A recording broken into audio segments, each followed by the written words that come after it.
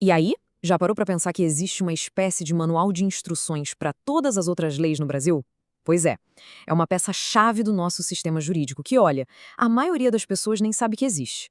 Hoje, a gente vai desvendar o que é essa lei e por que ela importa tanto. Pensa nisso um pouquinho. As leis dizem o que a gente pode ou não pode fazer, certo?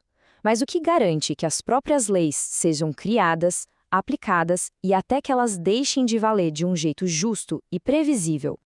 A resposta está numa analogia bem simples, na verdade. Se o conjunto de leis de um país fosse um software, precisaria de um sistema operacional rodando por baixo, sabe? Garantindo que tudo funcione direitinho. No Brasil, esse sistema tem nome. Essa é a LINDB. Ela não cria direitos ou deveres para gente, para o cidadão comum. Ela cria regras para o próprio direito. E para entender o poder dela na prática, vamos resolver juntos alguns quebra-cabeças jurídicos, que tal? Nosso primeiro caso parece até coisa de filme de terror jurídico. Uma lei que foi revogada. Será que ela poderia voltar dos mortos? Vamos dar uma olhada no cenário. A situação é a seguinte. Primeiro, a gente tem uma lei que dá um benefício. Anos depois, vem uma segunda lei e, pumba, acaba com esse benefício. E aí, para complicar, uma terceira lei chega e cancela essa segunda lei. Olhando a linha do tempo, acho que fica mais fácil de visualizar. Lei A cria o bônus. Lei B mata a lei A. E a lei C mata a lei B. A grande questão, o X da questão é, o que acontece com a lei a original? Será que, só por ter eliminado a assassina da primeira lei, a vítima original volta automaticamente? O que será que a lógica do direito diz sobre isso, hein? O nome técnico para essa volta dos mortos é repristinação. Um nome meio esquisito, eu sei. Mas a LINDB tem uma regra muito clara sobre isso, que a gente precisa entender para resolver esse nosso mistério. Então, o pulo do gato é este. O artigo 2º da LINDB proíbe a repristinação automática. Para a lei do bônus voltar, a lei C precisaria ter dito isso com todas as letras, sabe? Olha, a lei do bônus está valendo de novo. Como ela não disse nada, a lei do bônus continua revogada. Caso resolvido.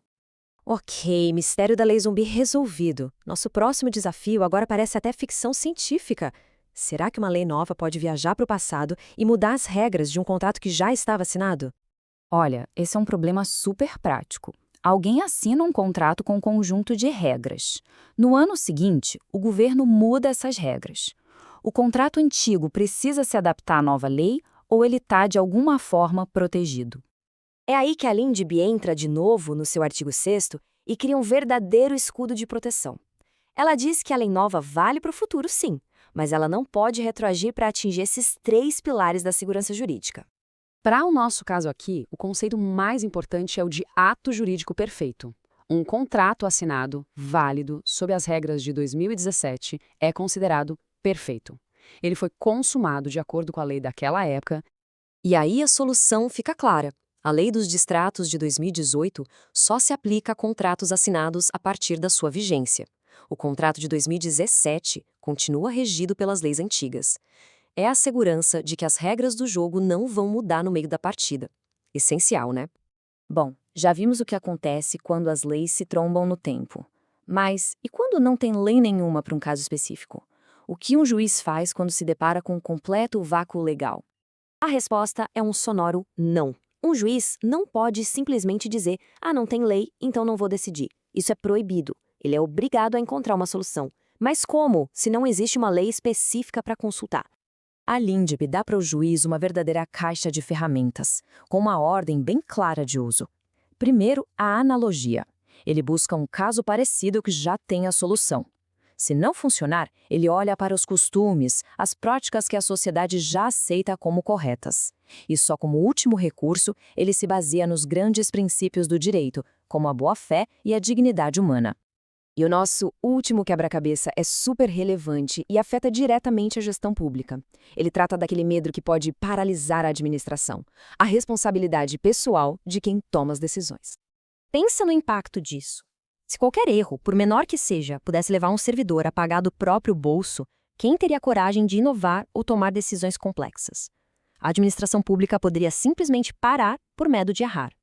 O que é muito interessante aqui é a regra do artigo 28 da LINDB. Ele estabelece um padrão bem alto. Não é um simples erro. Para responsabilizar pessoalmente o agente, é preciso provar que ele agiu com a intenção de prejudicar ou que cometeu um erro absurdo, um erro inaceitável. E a lei ajuda a gente a entender o que não é um erro grosseiro. Um prejuízo grande sozinho não basta. Nem uma decisão errada num cenário super complexo. A lei protege o gestor que age de boa fé. O erro grosseiro seria algo indefensável, uma decisão que ignore o conhecimento técnico mais básico ou a prudência mais elementar.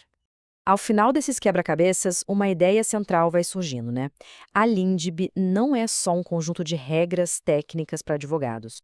Ela é a garantia de que as leis não vão voltar dos mortos sem aviso, de que o passado está protegido de mudanças futuras, que nenhum caso vai ficar sem resposta e que a administração pode funcionar com coragem e responsabilidade. É o que torna nosso sistema legal previsível e confiável. E aqui eu deixo um pensamento final. A LINDB organiza o funcionamento de todas as outras leis. Mas quem vigia a própria LINDB? Essa é uma reflexão sobre a base de todo o nosso sistema de justiça. Agradeço a companhia.